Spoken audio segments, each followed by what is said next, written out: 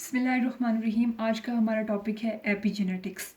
Epigenetics के literal meaning है in addition to changes in genetic sequence, यानी जो जीन का सीक्वेंस होता है, nucleotide sequence, adenine, guanine, thymine, cytosine, इसमें चेंज के साथ साथ जो और चेंजेस आती हैं उन्हें एपिजेनेटिक्स कहा जाता है। ये ऐसे प्रोसेसेस होते हैं जो जीन की फंक्शनिंग को या उसके एक्सप्रेशन को चेंज कर देते हैं उस जीन का डीएनए सीक्वेंस चेंज किए बगैर। और ये जो चेंज है वो ऐसी मॉडिफिकेशन कॉज करता है जो कि एक जनरेशन से दूसरी जनरेशन में पास हो सकती हैं।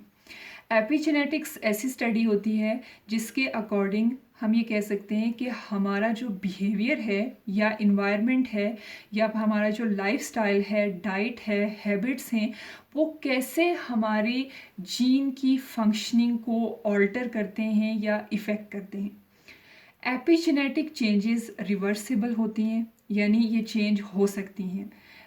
कुछ टाइम के लिए, ये कुछ टाइम के लिए भी होती हैं, समटाइम्स ये 5 ईयर के लिए भी हो सकती हैं, डेकेड के लिए भी हो सकती हैं, 2 डेकेड्स के लिए भी हो सकती हैं, और समटाइम ये लाइफ टाइम के लिए भी होती हैं।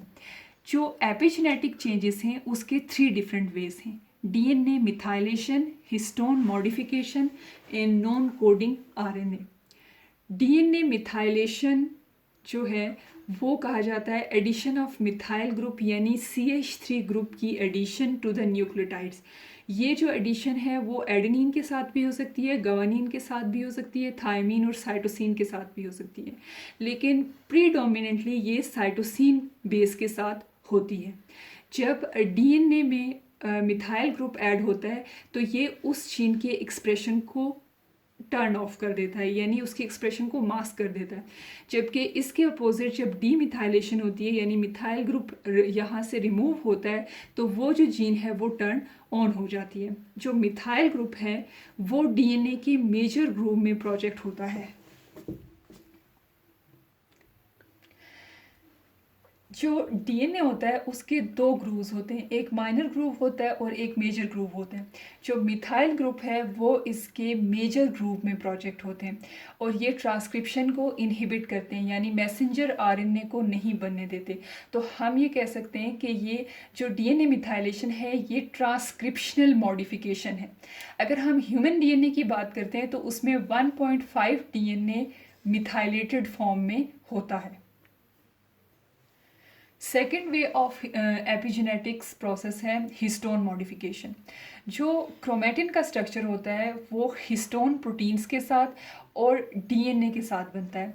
कॉम्प्लेक्स ऑफ हिस्टोन प्रोटीन के गिर्द डीएनए रैप होता है और जितनी टाइटली डीएनए रैप होता है उसी हिसाब से इनके जो जीन्स होती हैं, जो इस डीएनए के जो सीक्वेंस होते हैं, ये टर्न ऑफ होते हैं, यानी ये अपने एक्सप्रेशन को शो नहीं करते।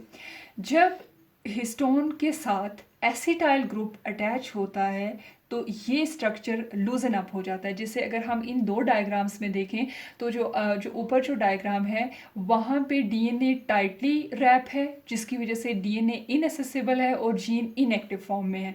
जबकि नीचे हम देखते हैं तो एसिटाइल ग्रुप की एडिशन की वजह से ये जो स्ट्रक्चर है वो लूज हो गया है, इसका डीएनए एसेसिबल है और ये जीन जो है वो एक्टिव फॉर्म में है।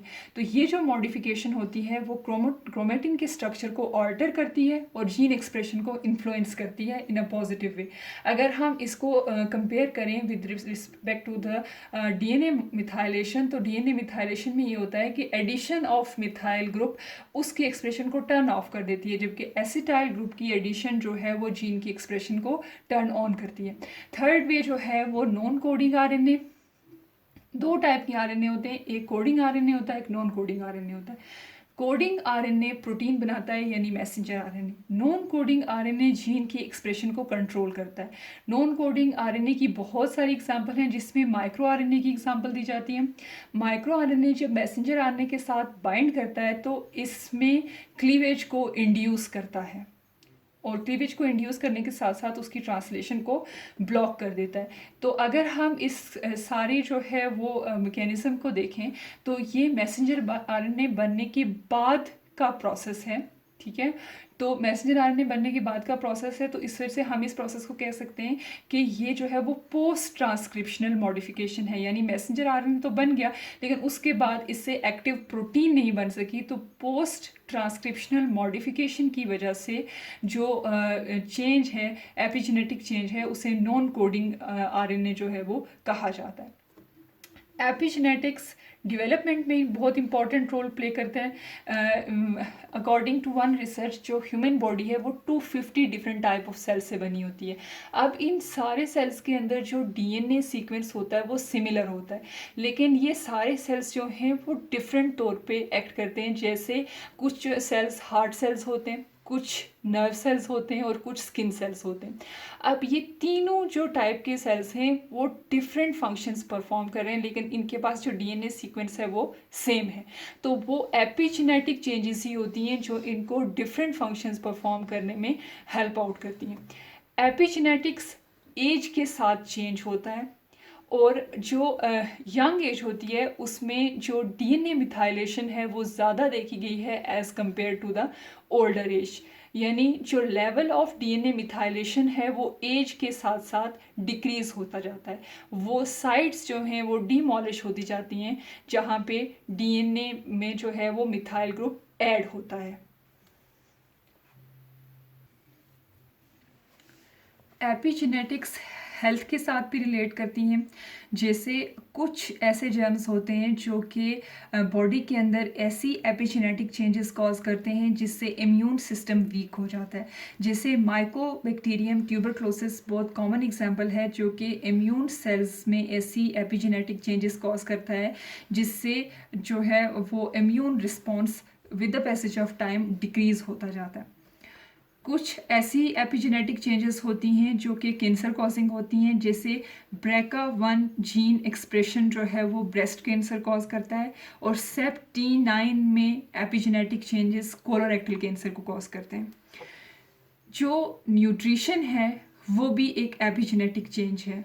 जो प्रेग्नेंट वुमेन है उसका इन्वायरमेंट और उसका बिहेवियर उसकी बेबी के एपिजेनेटिक में चेंज कॉज कर सकता है, और ये changes through out the life या कुछ डिकेड्स के लिए साथ रह सकती हैं। तो एपिजेनेटिक के लिए ये चीज़ कही जाती है कि something that we don't have in our genes, यानी ऐसी चीज़ जो कि हमारी जीन्स में नहीं है, and we can still pass on to our children, यानी और उसे हम जो है वो अपने चिल्ड्रन में पास कर सकते हैं। तो एपिजेनेटिक के बारे में 3 जो है वो स्टेटमेंट, ऐसे इंटरेस्टिंग स्टेटमेंट दी जाती हैं, जैसे DNA sequence is our destiny. तो इस एपिजेनेटिक चेंज की जो स्टडी है उसकी बेस पे हम कह सकते हैं कि नहीं, डीएनए सीक्वेंस हमारी फाइनल डेस्टिनी नहीं है। उसमें और भी बहुत सारी चेंजेस आती हैं जो कि हमारे प्रोटीन्स को बनाती हैं, और वो अल्टीमेट उनका एक्सप्रेशन जो है वो डिफरेंट हो सकता है। कैन वी इनहेरिट और पेरेंट्स एक्सपीरियंस? यस, बहुत सारी चेंजेस हैं, एपिजेनेटिक्स है जो कि जनरेशन टू जनरेशन पास होती हैं और वो एक्सपीरियंस को भी इन्फ्लुएंस करती हैं। तो हम कह सकते हैं कि we are more than the sum of our jeans.